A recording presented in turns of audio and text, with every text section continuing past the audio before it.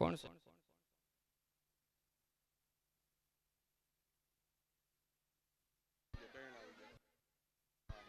કિરણબેન મનુભાઈ રાઠોડ, શિક્ષક શ્રી ઉનાનું અમે હાર્દિક સ્વાગત કરીએ છીએ. તેના તરફથી બાળકોને પ્રોત્સાહન રૂપે 500 રૂપિયા આપે છે. ધન્યવાદ. આપણી સમક્ષ રજૂ થઈ રહ્યું છે હાસ્ય નાટક.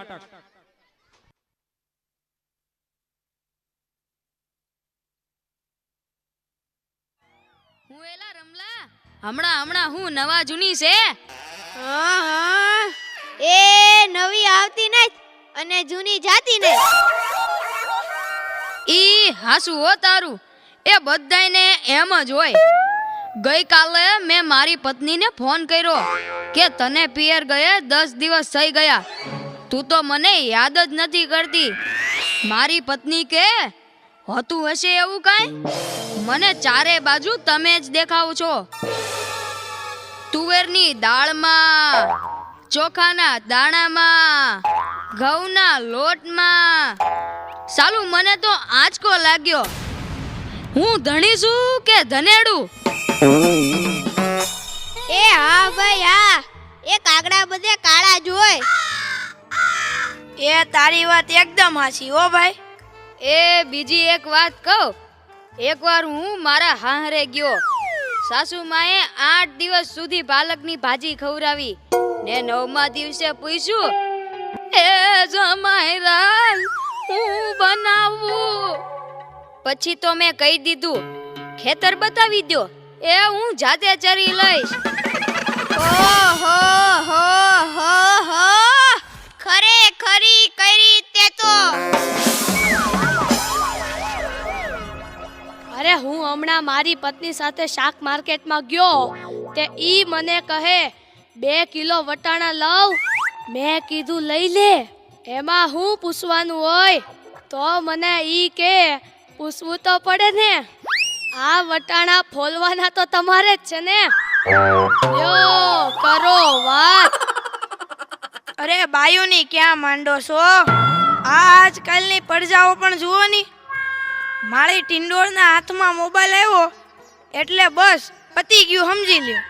આપણી સાથે વાત કરતા હોય અને કોકનો ફોન આવે એટલે હાલવા જ માંડે. એલા આપણે કાંઈ ખેતરના ઉભેલા ઝાડિયા છીએ? એને મન તો આપણે એવા જ હોય. એને તો મોબાઈલ આવ્યો એટલે કરલો દુનિયા મુઠ્ઠી મેં. ધીરુભાઈ અંબાણી જ જોઈ લ્યો. એમાંય આ જીઓ આવ્યો ત્યારથી છોકરાઓ તો આપણો જીવ લઈ ગયા છે. અરે એનું નામ જીઓ નહીં પણ મરો એવું રાખવું જોઈતું તું. એ મોબાઈલ આવ્યો એટલે કેમેરો ગયો. એ મોબાઈલ આવ્યો એટલે ઘડિયાળ ગઈ. એ મોબાઈલ આવ્યો એટલે બેટરી ગઈ. મોબાઈલ આવ્યો એટલે ટપાલ ગઈ. મોબાઈલ આવ્યો એટલે કોમ્પ્યુટર ગયું. મોબાઈલ આવ્યો એટલે નિરાત ગઈ. અને એમાંય જો આપણો મોબાઈલ આપણી ઘરવાળીના હાથમાં આવ્યો તો આપણે ગયા. લ્યો કરો વાત. એલા આ જીઓ ઉપરથી યાદ આવ્યું, તમને ખબર છે હમણાં સુધી પછી પૈસા હાલતા હતા ઈ કોણે બંધ કરાવ્યા? ઈ ખબર છે તમને કોઈને? નથી ખબર ને? સરકારે બંધ કરાવ્યા, બીજું કોણ કરે? એ નહીં, ઈ પછી પૈસા એટલે પાવલી. ઈ પાવલી આ જીઓ વાળા મુકેશ અંબાણીએ બંધ કરાવી. એ કેવી રીતે? જો હું કહું, મુકેશ અંબાણીના લગ્ન થતા હતા ઈ વખતે આ પાવલી એટલે ઘણા બધા પૈસા કહેવાય.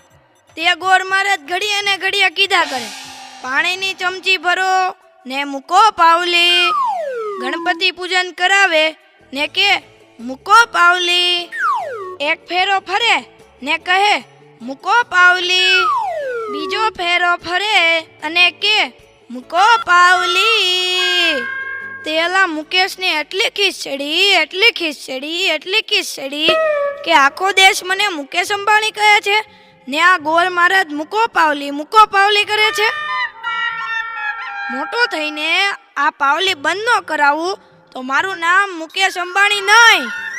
અને જુઓ એણે બંધ કરાવી કે નહીં? અને ઈ મોબાઈલને કારણે છોકરા કાંઈ બગડ્યા છે જાણે મોબાઈલ જ એનો બાપ ને એની માં નો હોય.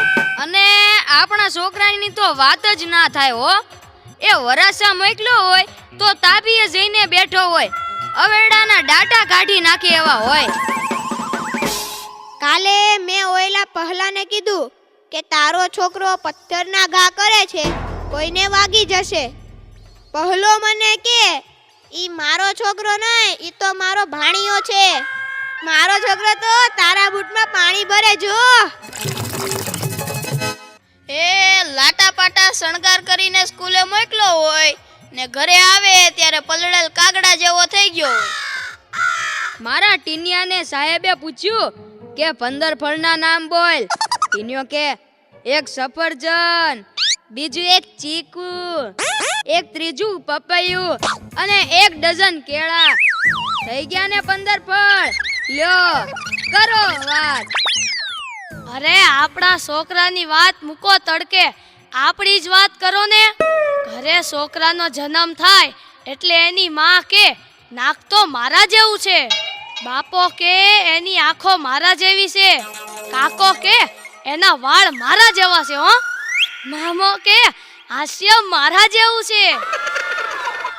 એ છોકરો મોટો થઈને જ્યારે ના કરવાનું કરે ત્યારે બધાય કે ખબર નહીં આ હરામખોર કોના જેવો છે.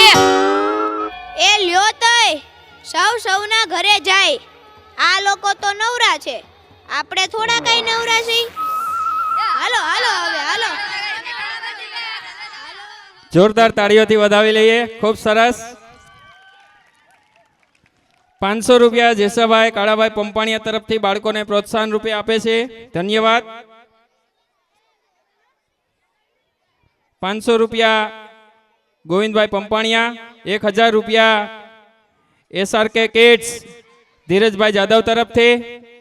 500 રૂપિયા એક્સેલન્સ ટ્યુશન ક્લાસીસ તરફથી 500 રૂપિયા આપે છે.